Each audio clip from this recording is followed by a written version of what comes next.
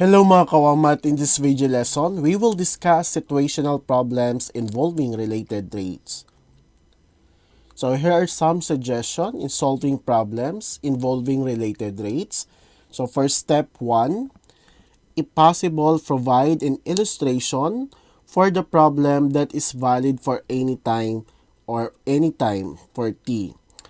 And number 2, identify those quantities that change with respect to time and represent with variables. So please avoid assigning variables to quantities which are constant. That is, which do not change with respect to time. So label them right away with the values provided in the problem.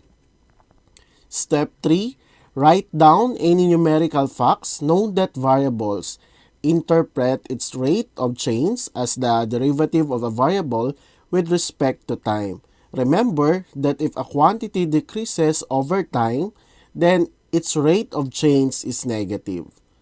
Step number 4, identify which rate of change is being asked and under what particular condition this rate is being computed.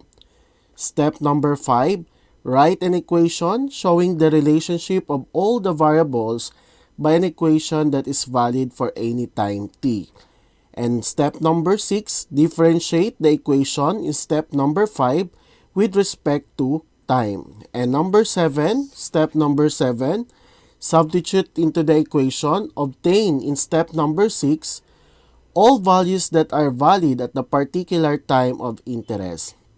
Sometimes, some quantities still need to be solved by substituting the particular conditions written in step number 4 to the equation step number 6. Then solve for what is being asked in the problem. And last, write a conclusion that answers the questions of the problem. Do not forget to include the correct units of measurements. Okay, let's try this problem number 1. A water droplet falls onto a steel pan and creates concentric circular ripples that propagate away from the center. Assuming that the area of a ripple is increasing at the rate of 2 pi square centimeters per second, find the rate at which the radius is increasing at the instant when the radius is 10 centimeters. So, susundan natin yung 8 suggested na steps.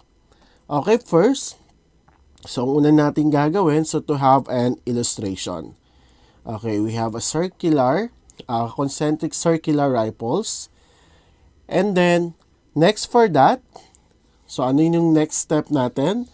So let's identify those quantities that involved with respect to time. So let R be the radius and A as the area. And after that, step number 3, we're going to write down any numerical facts known about the variable, about R and A. So ano kayo yung iba pang given? So the given rate of change is dA over dt is equal to 2 pi. So ito yon. Ito yung given natin na area. And that is 2 pi square centimeters per seconds. And then, next step, ano yung tinatanong? So, we are asked to find the dr over dt. Kasi ito yung hinahanap. When your r, so yung radius dito ay binigay naman dito, where r is equal to 10. So, after that, number 5, so, step number 4 na, So, step number 5, so, the relationship between A and R is given by the formula for the area of a circle. So, by the way, kung i-recall natin, ano yung area ng circle? So, that is A is equal to pi r squared.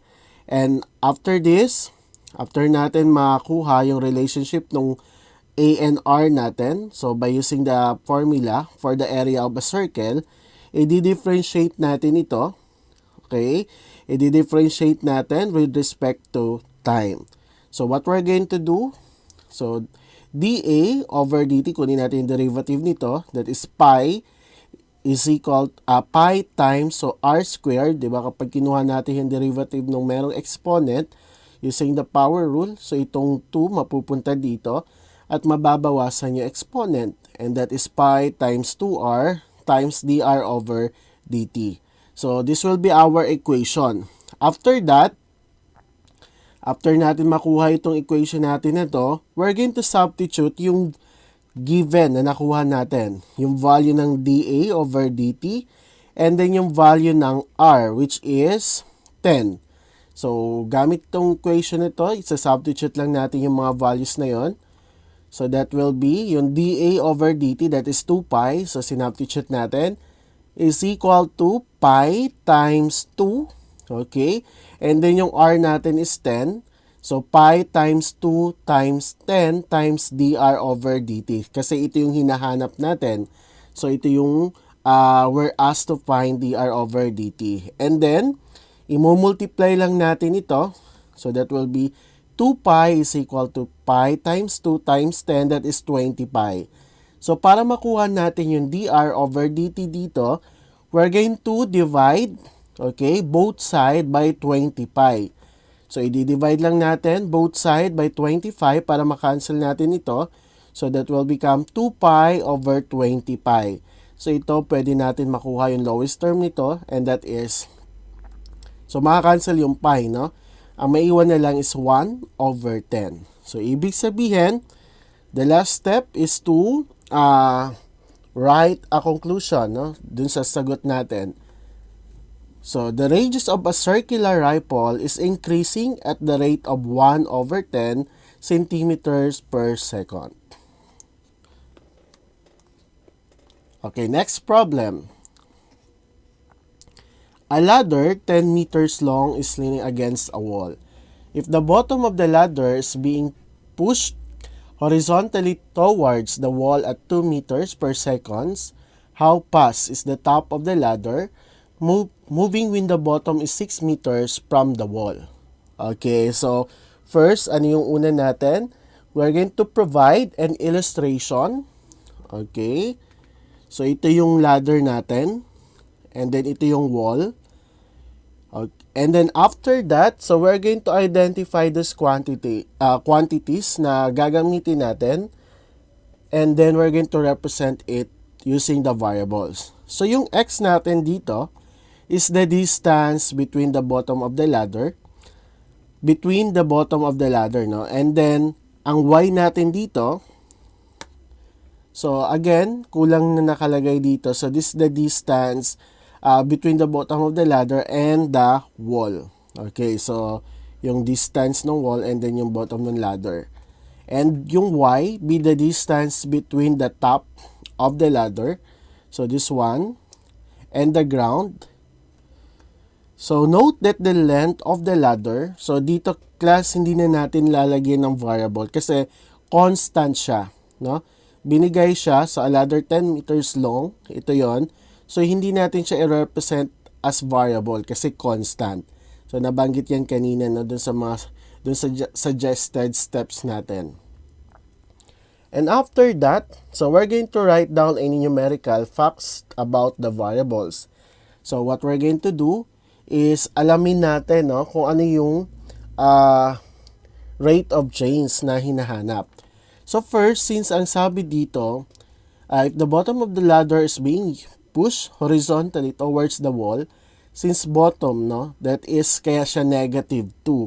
Bakit? Observe that this rate is negative since the quantity x decreases with time. Kaya siya negative. So, ano yung hinahanap sa problem?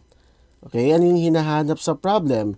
So, we're asked to find dy over dt when x is equal to 6 meters. So, yung 6 meters, ito yon.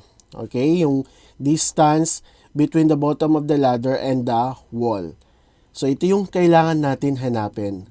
So, as you can see, class, we form a right triangle. So, pwede natin i-apply dito ang Pythagorean theorem.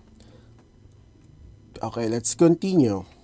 So, again, so yung hinahanap natin dito is yung dy over dt. So, since naka-form tayo ng right triangle dito, so pwede natin i-apply yung Pythagorean theorem. So, observe that The ground and the ladder determine a right triangle. So the relationship between x, y is given by the Pythagorean theorem. So which is, that is x squared. Okay, so again, x squared plus y squared is equal to 100. So saan galing yung 100? Ito yun. Yung, di ba sa right triangle, ito yung hypotenuse natin, yung longest side ng triangle. Since 10 yan, so 10 squared is 100. So this is the given using the Pythagorean theorem. So after this, i-differentiate natin ito. Both side, i-differentiate natin. Kunin natin yung derivative ng x squared, ng y squared, at ng 100. So that's derivative ng x squared, that is 2x dx over dt, plus the derivative of y squared, that is 2y dy over dt is equal to 0. Kasi constant ito, so yung derivative niya ay 0. So after nito, di ba, isa-substitute na natin. Ito na yung pinaka-equation natin eh. So isa-substitute na natin yung mga given natin. So kung titingnan natin, so we have already a value of x, no? Pwede yan. And meron tayong value ng dx over dt, which is negative 2. So ito yung hinahanap natin, yung dy over dt. Ngayon class, si y wala. Wala tayong value ni y. So how we're going to solve that? So babalikan natin yung x squared plus y squared is equal to 100. So balikan natin yan. So gamit ito, isosolve natin yung value ng y. Okay? So y squared, or we're going to substitute yung value ng x natin dito na 6. And then 6 squared plus y squared is equal to 100. And 6 squared is 36 plus y squared is equal to 100. So we need to solve the value of y. So we need to transpose 36 doon sa right side. So it will become y squared is equal to 100 minus 36. And 100 minus 36, that is 64. So para matanggal natin to, i-square natin both sides. So the square root of 64, 100 minus 36 is 64. So the square root of 64 is 8. So yung value ng y natin is 8. So balik na tayo dito. So pwede na tayo mag-substitute kasi meron na tayong value ng x, value ng dx over dt, and value ng y. So again, yung value ng dx over dt is negative 2. The value of x is 6 meters. And the value of y is 8. So gamit ito, isa-substitute natin yung mga values na yan. So that is 2 times yung x natin is 6 times the value of dx over dt, which is negative 2, plus 2 times yung y natin is 8 times dy over dt equals to 0. So multiply 2 times 6 times negative 2, that is negative 24, plus 2 times 8, that is 16, dy over dt is equal to 0. So now, ito lang yung hinahanap natin. So we need to find the dy over dt. So what we're going to do, lipat natin si negative 24 sa right side. So magiging 16 dy over dt is equal to 24. To solve for this, we need to divide both sides by 16. So maging dy over dt is equal to 24 over 16. At meron sila, pwede natin to i-lowest term pa, no? Kasi pwede natin i-divide yung numerator and denominator natin by 8. So it will become 3 over 2 rather. Okay? So 3 over 2 or 1.5. So ano yung conclusion natin na makuha dito? So thus, the distance between the top of the ladder and the ground is increasing at the rate of 1.5 meter per seconds. So equivalently, we can also say that the top of the ladder is moving at the rate of 1.5 meters per second. And last, so we have a problem number 3. So water is pouring into an inverted cone at the rate of 8 cubic meters per minute. So if the height of the cone is 12 meters and the radius of its base is 6 meters. So how fast is the water level rising when the water is 4 meters deep? So what we're going to do, so we first illustrate the problem. So ito yung illustration natin. So ito yung height ng cone. Okay? that is 12 meters, and the radius of this is 6 meters. So, tinatanong, how fast is the water level? So, ito yung water level natin na level rising when the water is 4 meter deep. So, anong gagawin natin? So, what is the first step? Diba? Illustration. And next, ano yung pangalawang step? So, we need to identify the quantities where we can level that using the variable. So, ito nga, nakikita nyo. So, this one is the height. Okay, yung h dito, this height. So, tingnan natin. So, let V, since ito ay cubic, okay, and cone, so yung volume nito, let V the volume of the water inside the cone at any time T. And H as the height and R as the radius respectively. So, of the cone formed by the volume of water at any time T. So, ano yung mga quantities natin na represent natin using the variable? So, yung V as the volume, H as the height, and R is the radius. And pangatlo, so ano yung mga pwede natin, ano ngayon ang pwedeng given na makuha natin? Okay, so based on dun sa mga variables. Okay, so alamin natin, no? Write down any numerical facts. So yun ang pangatlong suggested step about the variables. And then, after that, interpret its rate of change as the derivative of the variable. So, tingnan natin, nag-decrease ba siya? So, hindi naman, no? Kasi rising nga yun. So, ang hinahanap is, yung given natin pala, rather is 8. So, that is the volume of the water over dt, that is 8. Ang hinahanap sa problem, so ano yung rate of change being asked in the problem? Yung height. Okay, yung height. So, that is dr. Okay, so dh dapat ito. So, dh over, okay, so palitan natin para di na kayo malito.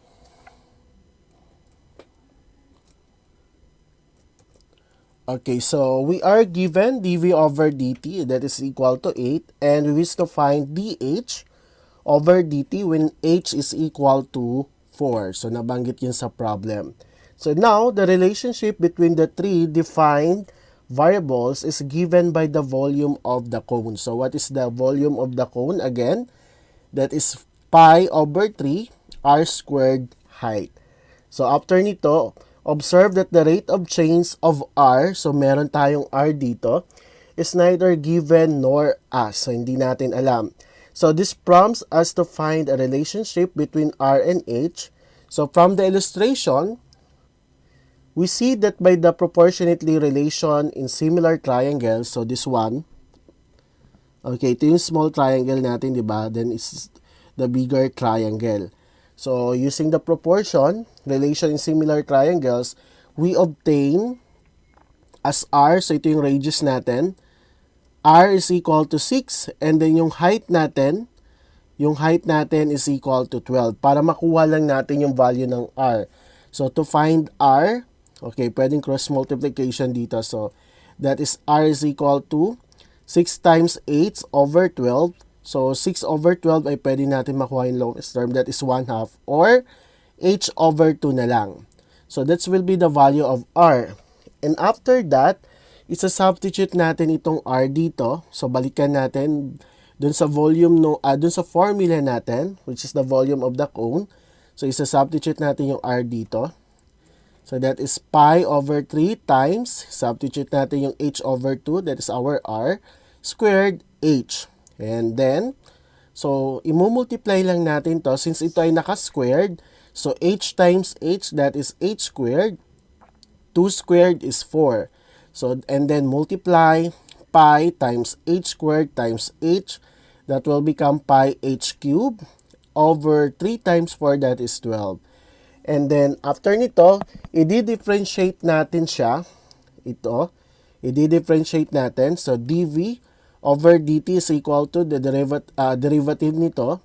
So, paano natin kunin yung derivative niyan? So, since may exponent tayo dito, that will become 3 times ito, h over 12.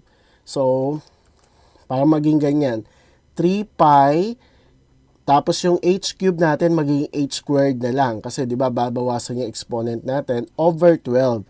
So pwede natin i-lowest term to, that will become pi over 4 h squared dh over dt. So ano na yung equation natin? So yung equation natin, dv over dt is equal to pi over 4 h squared times dh over dt. So kung babalikan natin yung tinatanong, ito yung tinatanong ngayon.